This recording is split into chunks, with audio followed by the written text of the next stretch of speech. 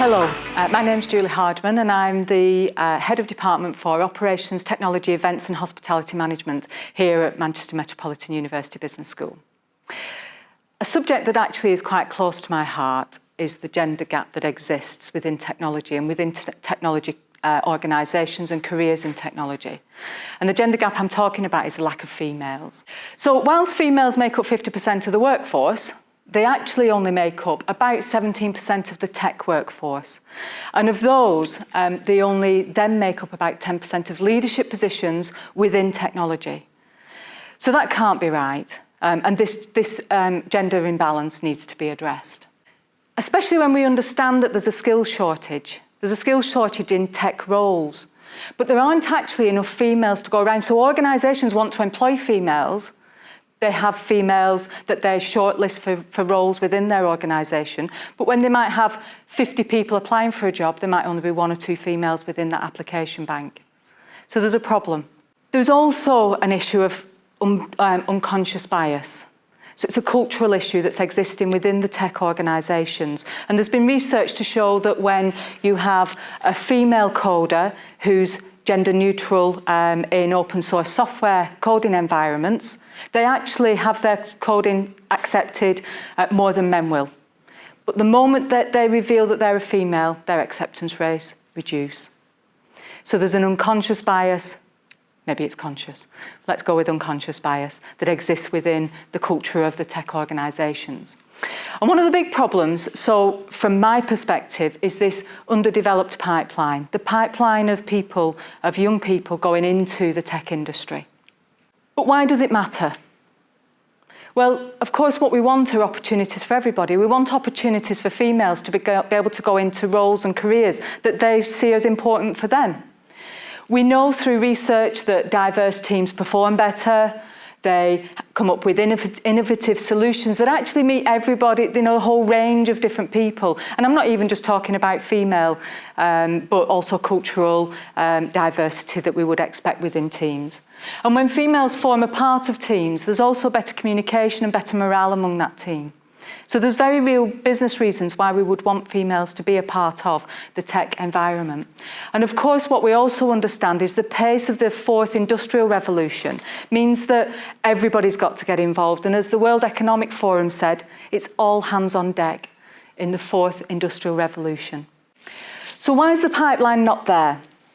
It's not because of ability, and it's not because of academic performance. So it's none of that. But it's principally because girls aren't choosing to do technology in schools. And I know this because my own, not many years ago, my twin daughters, I was trying to persuade them to do technology for GCSE.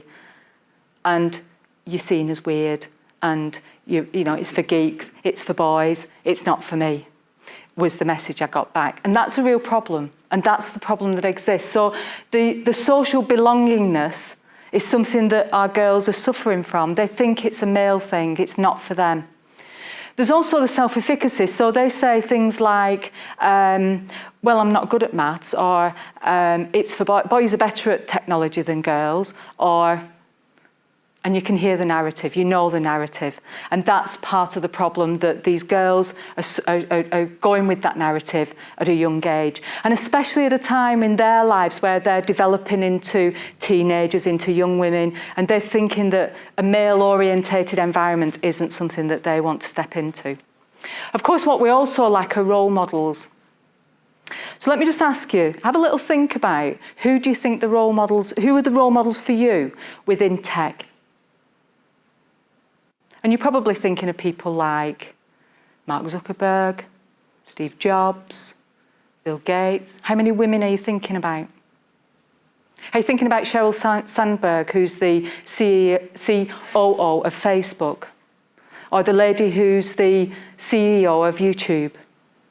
What kind of profile do they have? They don't have a profile. We don't know about them. We don't even know their names.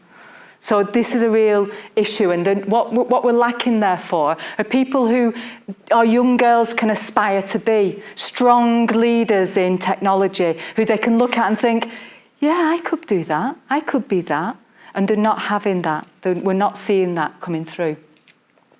It's not all doom and gloom though. So there is optimism. There's a rise in females taking STEM-type subjects in schools, so that's great to see. But actually, at the moment, only 7% of females are taking computer science as an A-level. So it's still only very low. But there has been a double-digit rise in girls taking STEM subjects over the last 5 years. So that's great news. The cultural shift in terms of what's happening within tech organisations is happening around unconscious bias training. So large organisations are putting efforts into ensuring that people understand that they've got this unconscious bias, that the work that females do is valid and has got a place and should be valued, and so therefore to break down the barriers that are existing there. And of course, the women are doing it for themselves. Girl Geek, Women in Tech, Girls Who Code. You know, it's all about creating environments for support, for networking, and to really be role models for the future for our young people. Here in the institution, I believe we have a real opportunity to make a difference as well. So if I look at our current undergraduate programmes, the tech programmes that we have, so computer science, business technology, are following the trend that's happening out in the world. So computer science currently has about 13% of females as a new intake at undergrad, business technology 18% of females as an undergrad cohort. So we're following the trend.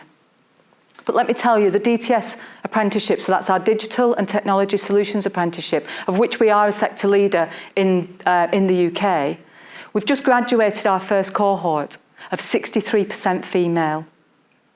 We had 100% good honours, 80% firsts.